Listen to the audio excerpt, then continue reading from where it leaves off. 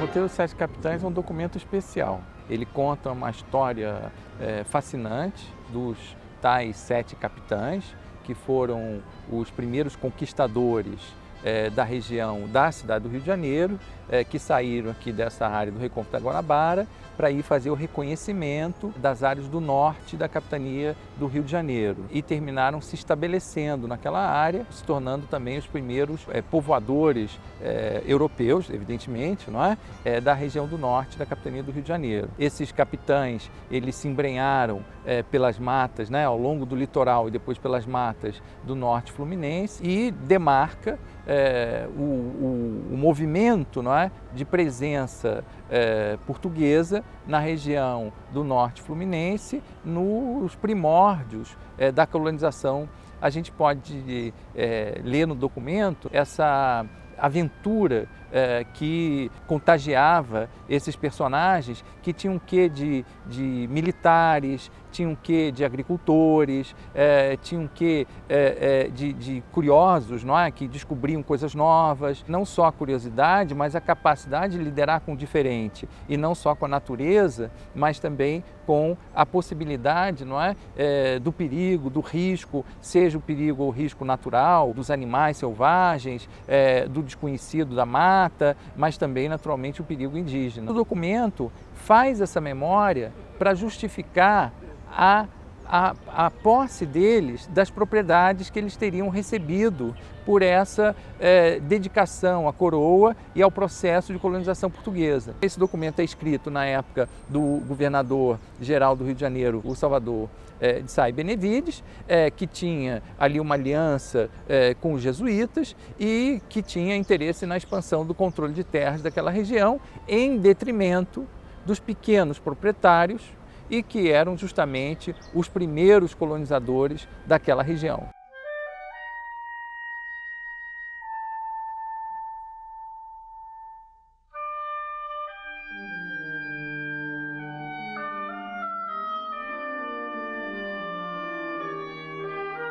Eles chegam até a nossa região depois que eles sabem que a primeira tentativa de colonização portuguesa na região, com Pero de Góis, depois Gil de Góis, não deu certo. Era a capitania de São Tomé.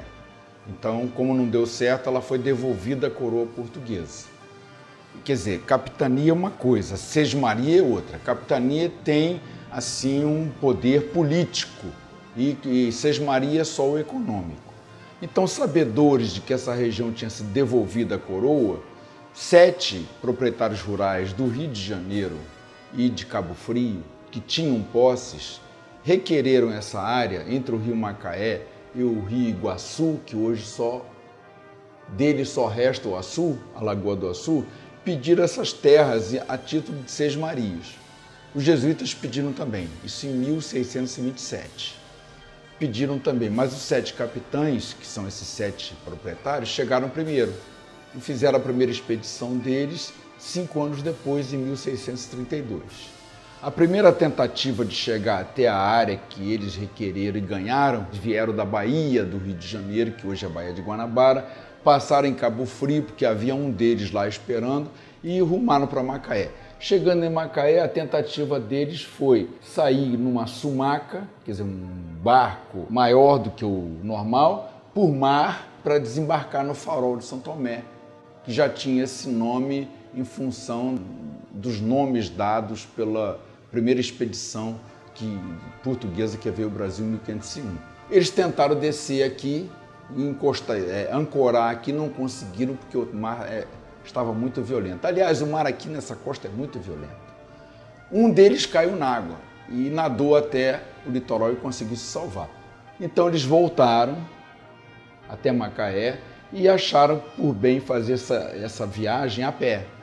Então eles vieram pela Restinga, né, e até eles relatam que andando do lado da praia era problemático, porque a praia é inclinada, isso cansava. Andando em cima da coroa da praia também é complicado, porque afunda. Então eles desceram, foram para o interior, que é mais plano e é mais sólido. E aí eles vieram de Macaé com burro, cavalo, né, escravo, índio, e subiram, foram até a Lagoa Feia. Nesse ponto aqui, eles encontraram um grupo indígena. E então esse grupo indígena levou os 7 capitães e a sua comitiva até a Lagoa Feia. E um dia muito tempestuoso, eles ficaram assustados com aquilo, que ficaram fascinados, né? Com uma lagoa enorme, que eles chamaram de Mar de Água Doce, no interior, e era tão violento, os ventos eram tão fortes, que eles deram um apelido a ela de Feia, né? Que aí ficou o nome de Lagoa Feia.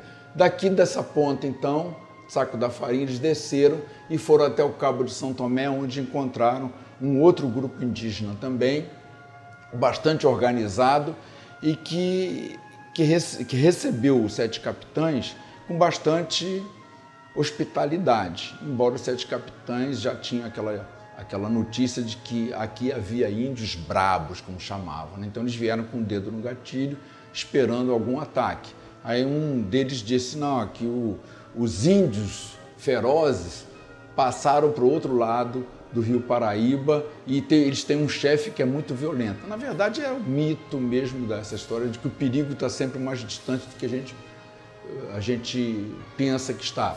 Então, aqui eles encontraram um negro, que eles supõem que tenha sido um escravo fugido, que diz que era da nação Kisama, e daí esse nome acabou sendo usado para Kissamã. Encontraram outros degredados, que já sabiam falar a língua nativa, e sabiam falar também o português, então esses degredados é que foram os intérpretes dos 7 capitães, que receberam muito peixe, muita caça, né? E, quer dizer, gostaram dos índios aqui, quando partiram de volta, deixaram um índio, o Valério da Cursunga, cuidando de um curral, talvez em Campo Limpo, né? Que teria sido o primeiro núcleo não, mas seria o primeiro ponto de povoamento. Depois eles retornaram no ano seguinte, e aí sim, a expedição é bem complicada, porque eles não ficam só na costa, eles andam para o interior também, chegam até a margem do Rio Paraíba, levantam uma série de lagoas. Eu chamo essa segunda expedição de um testamento de Adão para a nossa região, porque os nomes de lagoas foram dados, né? A Lagoas de Saquarema, por exemplo, um crítico que já escreveu sobre o roteiro dos 7 capitães, disse que essas lagoas estão colocadas num lugar diferente, que elas deviam estar na região dos lagos. Então o documento é falso por isso. Disse, essas lagoas existiram aqui, foram drenadas. Lagoa de Saquarema é uma grande, Saquarema é pequena, e em Poço Gordo. Depois desceram, foram acompanhando o Rio Paraíba do Sul até chegarem no que hoje a gente conhece como Rio Doce ou Rio Água Preta, que virou o canal do Quitinguti. E então aqui eles desceram esse Rio Água Preta até o Rio Iguaçu, que hoje é a Lagoa do Açu, e voltaram para o ponto deles, para o acampamento deles. Foi aí que eles deixaram um outro índio, logo depois da Lagoa Feia, e fizeram aqui um oratório em alusão a São Miguel. E a terceira viagem foi mais uma viagem de tomar posse mesmo, de verificar como é que as coisas andavam. Depois disso, nenhum deles ficou aqui. Eles deixaram os herdeiros que ficaram aqui, que se instalaram aqui, né? E aí, então, verificando que essas terras eram boas para criação de gado, para plantio, o governador do Rio de Janeiro, Salvador Correia de Sá e Benevides, requereu agora a capitania para o irmão e para o sobrinho. Quer dizer, então os 7 capitães se sentiram injustiçados, os herdeiros dos 7 capitães. E aí eles escreveram, inclusive, um documento que parece que esse sim é um documento falso, em que Salvador Correia de Sá foi chamado de cobarde, né? E aí, mas Salvador de Correia de Sá, a crítica positivista de Salvador Correia de Sá podia ser chamado de tudo, menos de covarde, porque ele era muito corajoso. Sim, mas a covardia que ele fez aqui contra os 7 capitães foi um ato registrado, né? Então, ele, na verdade, depois disso tudo, a área foi dividida em 4 grandes proprietários. Salvador Correia de Sá e Benevides, a família dele, né, que são os assecas, depois os jesuítas, os beneditinos e os herdeiros dos 7 capitães.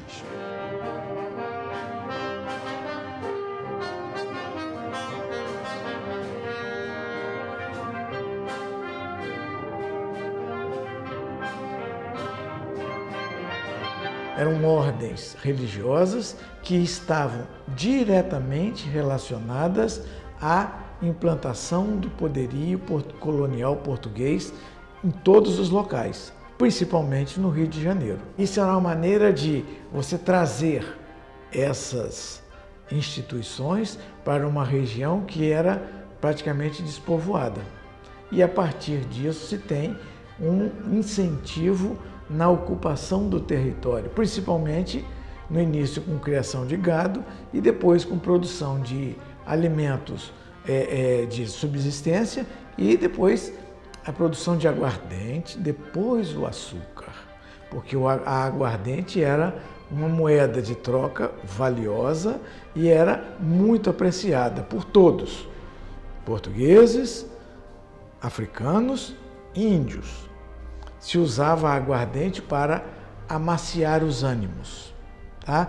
Então, essa região começou dessa forma, a colonização e a posse dessa terra. Porque os índios, na realidade, eles não eram os donos. Na visão portuguesa, você tem que pensar na visão do colonizador português, que ele achava que ele era o dono. O rei era o dono de tudo. Então, por uma benesse do rei ou de seus enviados, ele podia fazer as doações das terras, independente se ali já estivesse algum índio ou algum colono que não tinha propriedade, mas estava morando ali. Quantas pessoas devem ter sido expulsas ou morreram por estar em um local onde chegou um dono que não tinha ligação nenhuma com aquele espaço, mas que tinha um documento de propriedade, que ele era o proprietário daquilo ali. Sobre esse documento dos 7 capitães, 3 olhares foram colocados, sobre ele, que é o olhar do memorialista, em primeiro lugar, que são aqueles mais antigos que acharam um documento e transcreveram o documento, passaram para a história para frente. Depois vem o olhar do historiador. Esse olhar do historiador já é um olhar mais apurado, que ele vai comparar, ele vai checar datas, ele vai comparar nomes, vai comparar a oralidade, as questões do espaço, o que ficou no espaço, e o olhar do arquivista, que é a respeito desse documento, se esse documento é realmente verídico ou não. O primeiro documento realmente dizem que foi queimado, que sumiu. O que existe é uma transcrição. E aí fica a pergunta, será que realmente foi uma transcrição exatamente do documento primeiro? Ou se escreveu nesse documento segundo o que se quis ou o que se necessitava escrever? Porque o papel aceita qualquer coisa. Agora, esse papel é, de qualquer maneira, um documento. É ele que vai confirmar ou não um fato histórico. Por outro lado, a gente sabe que a descrição do ambiente é muito exata. Então, poxa, não é possível que eles não tivessem vindo aqui, De toda forma, se é que eles realmente vieram, não vieram os 7. Isso é praticamente certo. Por quê? Além de ter uma coisa meio que camuflada nesse documento, porque as datas de assinatura desse documento, se comparadas com as datas de cartório, vai contar que 3 desses capitães já eram mortos quando o documento foi assinado. Por outro lado, tem a descrição do ambiente, que é muito verídica. Bom, então algum deles realmente esteve aqui, Mas de toda maneira os 7 provavelmente não. Nós temos outra comprovação no território, que o Riscado, por exemplo, Maldonado, o Aires, eles doaram terras para a construção de capelas, segundo consta a primeira capelinha construída pelos jesuítas em Campo Limpo, onde hoje é Campo Limpo, teria sido terra de um deles que foi doado para a construção da capela. Dona Ana. Dona Ana tem esse nome que vem de Dona Ana, que era a mulher do Riscado, que deixou aquelas terras para se construir uma capela e para um povoado, né? Então ficou com o nome dela, Dona Ana. O Morgado também se tem documentos de ata de Câmara, inclusive, falando das terras do Morgado, né? Então, do Maldonado também. Então, esses a gente tem na memória e tem na história, né? Bate o espaço com que conta o memorialista e com os documentos que tem na mão do historiador. O roteiro foi escrito por um dos 7 capitães que registrou essa memória justamente para defender a sua escritura, a escritura da sua terra, a sua propriedade, diante do interesse do governador da capitania, que não reconhecia aquele direito. Mas, na verdade, a escritura é datada depois da morte dele. Então, isso é um grande debate sobre o documento e que põe em xeque a veracidade do documento, né, das suas informações. A gente não pode dizer que o documento não seja autêntico, ele tem todas as características de um documento de época. O que pode se discutir é se ele foi um documento verídico, se estava ali era verdade. O fato é que ele é muito lógico, a narrativa é muito, inclusive com informações complementares, a gente percebe que ele faz sentido, ele seria, digamos assim, fiel aos fatos. Existiu esse conflito de interesses de propriedades no Norte Fluminense nesse contexto do governo de Salvador de Sá Benevides. Mesmo que ele tenha sido um documento produzido de um modo inusitado, ele não deixa de ser um documento com informações que permitem a gente compreender a complexidade de organização do domínio territorial daquela terra por parte da colonização portuguesa. Dificilmente eu acredito que um capitão desse tipo fosse letrado a tal ponto de fazer uma escritura, né? Então, seguramente o documento sofreu uma intervenção ali de um escrivão.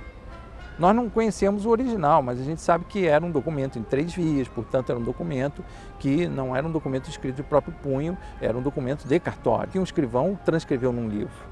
Então eu acredito que todo esse processo, né, explique um pouco a história da datação desse documento. Mesmo que não tenha sido do próprio capitão, mesmo que não tenha sido criado por alguém, ele é de alguém que esteve naquele contexto, não é? Porque ele é perfeitamente coerente e consistente com o contexto e reflete, sobretudo, o desafio que é a disputa sobre a propriedade, o direito de propriedade que as famílias daqueles 7 capitães tinham ou não tinham. Esse documento foi publicado primeiramente pelo Instituto Histórico e Geográfico do Brasil na revista deles. E eu queria saber se era verdade ou não, isso, porque essa discussão já vem de longa data, é falso, né? Então vamos ver. Então eu saí sozinho de Macaé, a pé, é claro que não foi de uma vez só, eu fui parando, voltava para casa, retornava ao ponto, não havia Parque Nacional da Restinga de Jurubatiba ainda, fui andando pouco a pouco e fui verificando que o relato batia com o contexto ecológico. E, inclusive, certos nomes de lagoas, como a Lagoa de Carapebus, né, existe a Lagoa de Carapebus, Lagoa Fedorenta, que eu falei, essa lagoa não existe mais, mas examinando mapas antigos, ela está lá. Então, a geografia é perfeita.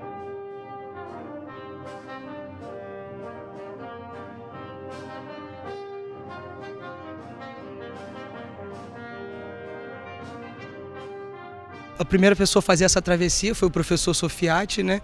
E ele escreveu esse livro do Roteiro dos 7 Capitães, na verdade é o documento comentado por ele, com alguns outros ensaios. E um dia, indo para o trabalho de campo, o meu veículo quebrou no meio do caminho e eu fiquei com um tempo grande para poder ler o livro. E comecei a ler ali naquela situação mesmo, né? Então foi quando eu comecei a me identificar mais com o livro, com o contexto histórico mesmo da região. E tive a ideia, falei, bom, um belo dia dia acho que eu vou fazer essa travessia.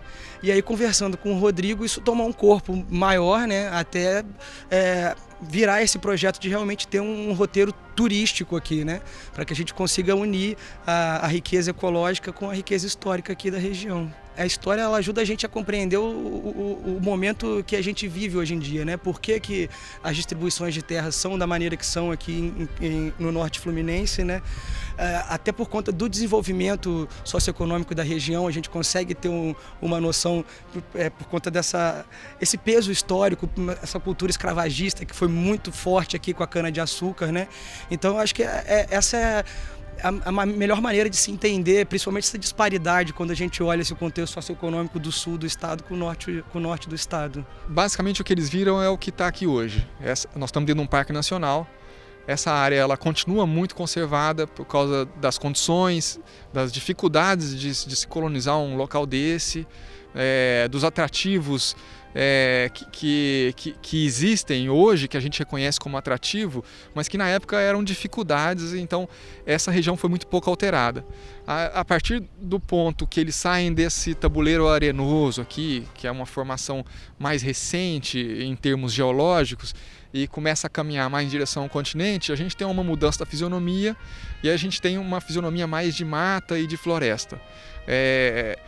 De certa forma, a floresta apresenta algumas facilidades em termos de recurso e de coisas de interesse para eles, mas uma dificuldade de locomoção. Então, eles transitam por essa região e a paisagem que eles veem nessa região onde eles transitam para poder fazer os marcos e dividir os lotes entre eles é basicamente essa. Uma área rica em recursos, animais que eles caçavam, aves, peixes que eles pescavam, né?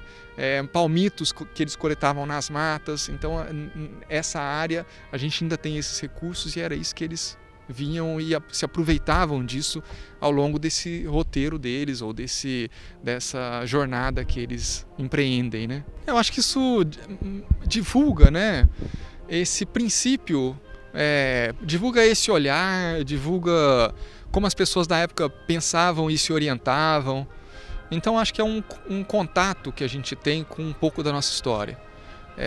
Esse roteiro serve também para isso. Eu gosto muito dessa história porque eu acho que, especialmente no caso do Rio de Janeiro e do Brasil de modo geral, a gente sempre conta a história do país a partir do poder central.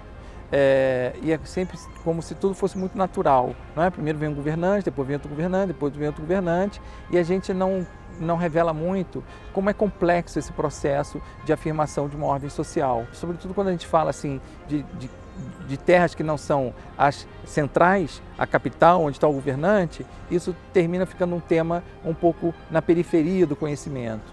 E eu acho que o bonito dessa história do roteiro dos 7 Capitães é não só trazer um pouco a história de um passado não valorizado, não é? Ou até esquecido, ou até menosprezado, mas também poder valorizar como é complexo a construção do conhecimento histórico. Uma coisa a gente não pode perder de vista, que em geral, aquilo que fica na lembrança, não é? Produz alguma coisa que fica no esquecimento. E não é à toa que a gente lembra muito dos governadores coloniais, como Salvador de Sá, e a gente esquece às vezes personagens tão especiais como foram esses 7 capitães. Se aproximar da biografia deles é se aproximar um pouco mais do gosto da vida e descobrir que a vida em cada época tem um sabor diferente. A história desse documento especial mostra, não é, que a gente tem muita coisa para estudar e que não é só porque a gente tem o documento de época na mão que a gente está sabendo de tudo. É aí que começa o nosso problema. E isso faz com que quem gosta de pesquisa, né, se sinta desafiado e ao molho da história acrescente ainda, né, os temperos do que é a construção do conhecimento.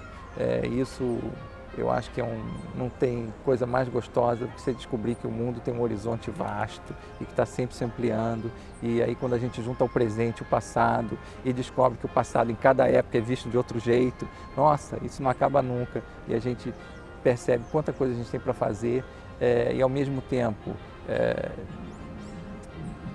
viver o drama, não é? Do que é o conhecimento, de entender a realidade, mas ao mesmo tempo descobrir que isso é muito, dá uma sensação de que a gente tem razão de viver.